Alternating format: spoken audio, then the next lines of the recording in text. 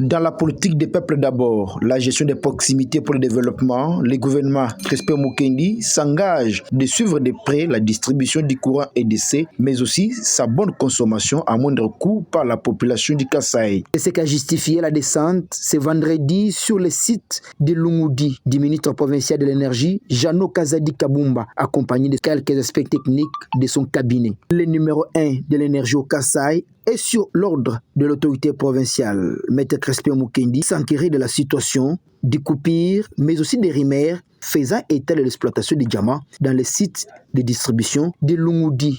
Il n'y a pas d'exploitation de diamants dans les sites de Lungoudi. Les cabines restent intactes. Coupure du courant, c'est un problème technique. Eric Akumbala dit au ministre Jano Kazadi, appelant la population au calme et à ne plus céder aux rumeurs et faux bruits. Oui, l'essentiel était de pouvoir tordre le cou à tous ces rumeurs de mauvaise goût qui se fait circuler sur la ville de Tchikapa par rapport au courant, par rapport à nos activités sur le site de Lungoudi. Avec l'excellence, nous avons pu visiter nos endroits où nous fabriquons le courant pour essayer un peu de voir et donner un éclaircissement auprès du ministre pour qu'il voie qu'il n'y a pas de lien qui puisse exister entre le coupure et le fait de faire les diamants. Donc, ce sont des fausses informations qui circulent sur la ville. Les coupures de nos courants ne sont pas dues à l'exploitation du diamant. Nous avons plusieurs difficultés que nous rencontrons. Par exemple, nous commençons par la centrale. Le niveau d'eau qui a baissé n'est ni faute de personne, c'est la nature qui nous impose cette situation. Nous espérons avec l'arrivée de pluie, par exemple, nous allons pouvoir remédier à la situation de coupure.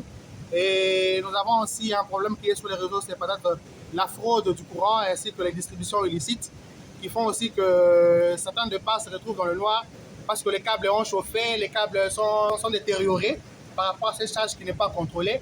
Mais ce sont des difficultés que nous allons mettre sur la table de l'excellence afin que nous puissions améliorer nos conditions de travail et d'exploitation. De son côté, Jano Kazadi Kabumba, ministre de l'Énergie, s'engage au nom du gouvernement provincial à suivre de près instructions données à cette société de distribution d'électricité au Kasaï et a dans son message appelé l'EDC d'informer à chaque instant la population de chaque coupure, mais aussi de les servir régulièrement.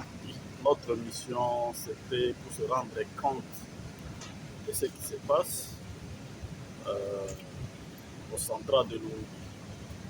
Vous avez vu vous-même ce qu'on a fait avec le directeur technique. Il nous a montré.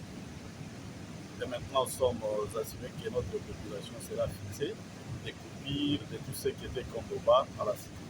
EDC, ce sont des techniciens. Nous sommes rendus sur place pour connaître ce qu'ils font réellement. Et le gouvernement provincial est disposé d'accompagner l'EDC à tout ce qu'il fait. Parce que sans l'électricité, vous voyez comment notre ville est en train de vivre. Le gouvernement est assuré pour accompagner l'EDC.